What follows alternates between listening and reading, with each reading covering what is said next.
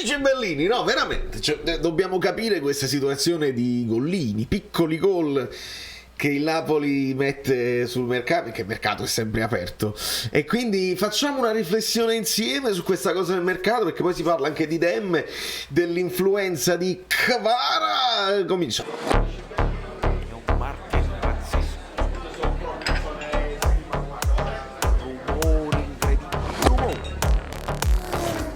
Allora, Mimmo Visone, per esempio, benvenuto sul canale, gli ultimi iscritti, siete forti, siete veloci, siete pronti, continuate a farlo, aumentano gli iscritti, ci divertiamo con l'algoritmo e lasciamo i like, perché lo sapete che i like sono propedeutici per la partita che poi verrà, e questa partita che verrà è importantissima. Non tanto per i punti, perché Napoli ha messo tantissimi punti in Hashina, ma servono i like perché questa partita è quella che poi ti toglie da dosso tutte le scorie psicologiche della debacle con la Cremonese, perché quella non ci è piaciuta e si crea quel dubbio, si instaura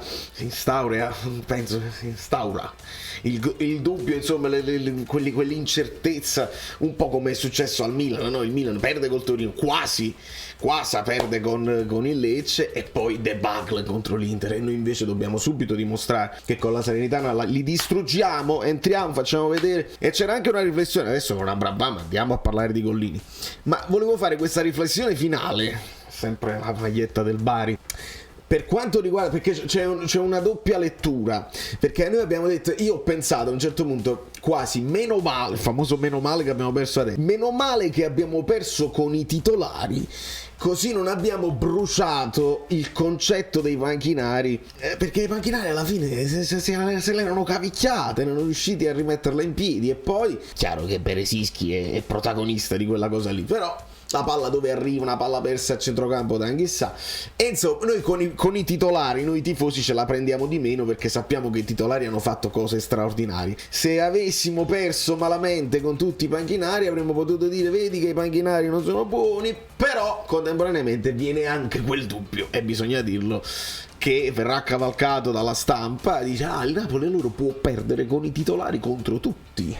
E quindi bisogna sempre mettere tutto sulla bilancia e dimostra, ecco perché è troppo importante questa partita con la Salernità. Esonerato Nicola, non ritorna Nicola, un macello. Ma quello che è strano è che Gollini è già un giocatore del Napoli secondo Wikipedia. Vedete, questo è Meret, 192 cm, 82 kg, portiere del Napoli, Donatello, Michelangelo, Leonardo, va bene, ma Gollini è di 2 centimetri più alto,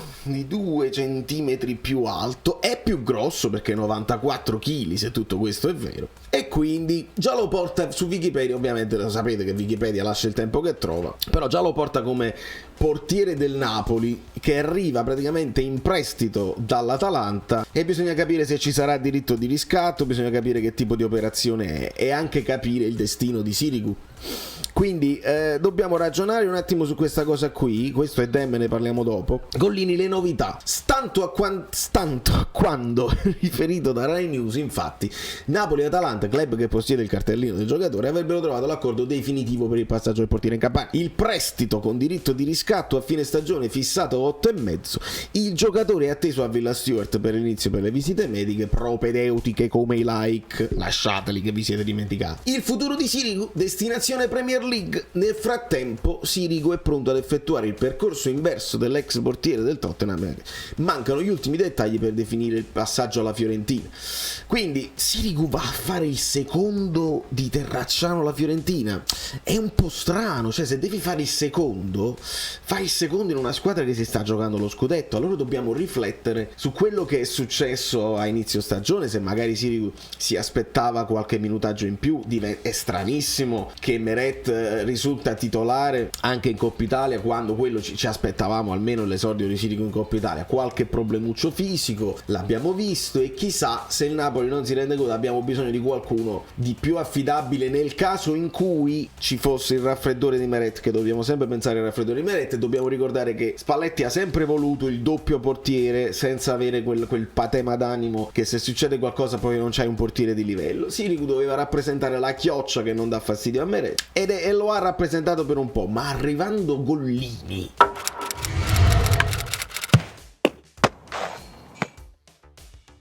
Non credo che Meret abbia problemi e non credo che Meret soffrirà la concorrenza di Gollini, però Gollini è solo di 2 anni più anziano. Gollini ha 27 anni, Meret 25.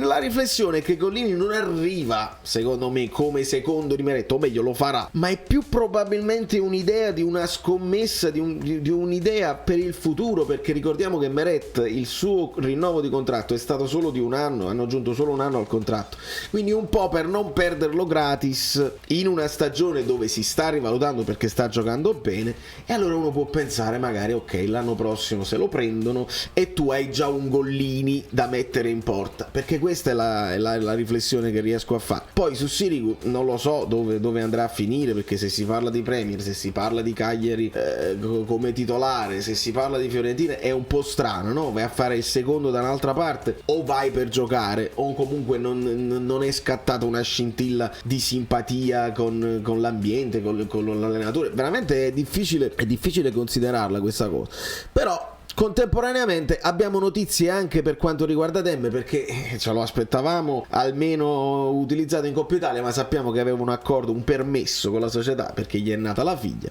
Dem si autoconferma, dice, o meglio conferma che non si muoverà dal Napoli fino a fine stagione, rispedite al mittente tutte le offerte che potevano arrivare, il mercato è aperto, è vero, ma a lui fa piacere la stima dell'allenatore, che però non lo utilizza mai, dobbiamo ragionare su questo. Era molto contento dopo la vittoria con la Juventus, ieri non era a disposizione per la nascita della figlia venuta al mondo in città, e quindi si conferma adesso. Ci sono varie ipotesi e vari rumors anche su Zerbin, che però anche lui ci fa sapere che vuole rimanere a Napoli per giocarsi questa chance anche da comprimario, va benissimo e fa piacere. Però insomma dobbiamo vedere, ragazzi, perché io ve l'avevo detto per quanto riguarda Beresischi che insomma sarebbe arrivato ma che non avrebbe spostato nulla gli equilibri. Non è un Olivera che viene e si divide il posto con Mario Rui.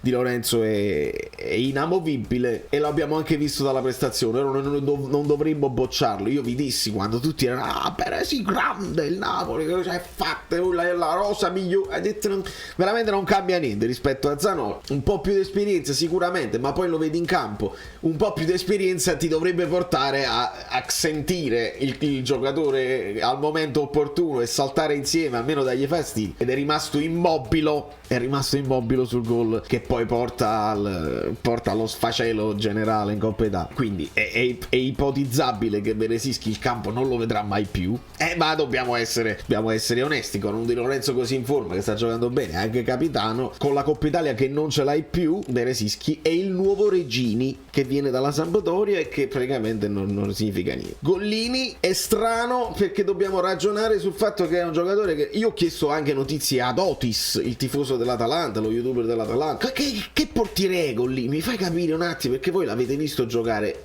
Il Tottenham non l'ha visto giocare, la Fiorentina non l'ha visto giocare, cioè Gollini aveva cominciato, poi c'è stata pure in mezzo qualche paperotto, qualche decisione, insomma ha perso il posto. Al Tottenham non ha giocato mai e alla Fiorentina è diventato secondo di Terracciano. Se lo prende il Napoli è una bella scommessa, non so quanto sia più forte di Meret onestamente, questo per il futuro. Per quest'anno Meret non credo sia amovibile, inamovibile, però mi fa sapere Otis che Gollini è più bravo nelle uscite che tra i pali. E ho risposto proprio l'esatto opposto di Meret. Quindi questa è la riflessione da fare. Essendo più grosso magari si fa rispettare, più chili, 10 kg in più non c'è mai, si fa rispettare nelle uscite, però tra i pali evidentemente, proprio perché è più grosso, è meno scattante, ha riflessi meno pronti. Vediamo se questa notizia diventa ufficiale a breve dopo le visite mediche. E visto che io vorrei la maglietta azzurra, fatemi fare, ma giusto perché io spero che domani ci sarà conferenza, voglio sperare che domani possiamo fare delle ipotesi di formazione per la partita con la Salernitana, però intanto possiamo mettere Di Lorenzo, intanto penso che possiamo mettere Rachmani e chi me lo possiamo togliere da qua e metterlo titolare. Non credo che ci siano dubbi qui, magari Mario Rui, credo che si possa ipotizzare il ritorno di Mario Rui qui, e a centrocampo noi ipotizziamo un ritorno di Lobotka, e non è che mo sbaglia il rigore e non lo mettiamo più in campo, ma questo è per lo sfizio di farlo. Lo stesso dicasi per Anghissà, che credo sarà titolare, e lo stesso dicasi forse, probabilmente, ma anche quasi sicuramente per Zielinski a centrocampo. Il dubbio veramente importante ce lo abbiamo con Kvara, perché se è vero come è vero che non si è allenato per precauzione, qua abbiamo il dubbio Kvara, non si è allenato per precauzione, sintomi influenzali, e qua sarà interessante vedere a destra, perché Elmas potrebbe confermarsi a destra. C'è Lozano che secondo me era squalificato, quindi era potenzialmente convocabile per la partita.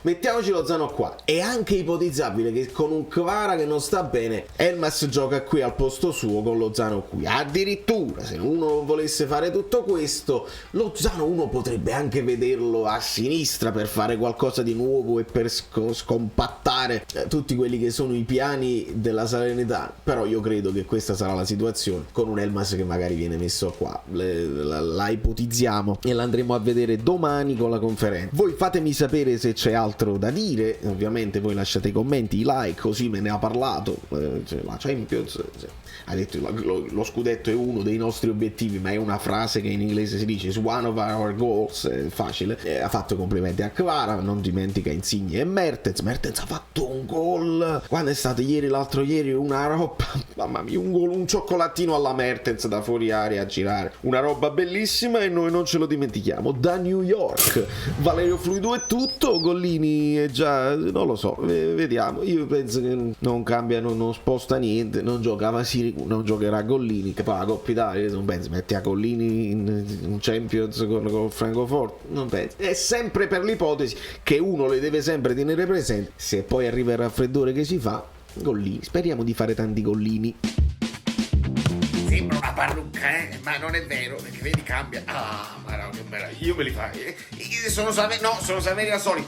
Dobbiamo arrivare a 20.000 iscritti, di cortesia, perché questo è l'anno. Avete lasciato i like? Niente più, dai, basta, sei cringe. Quante cose.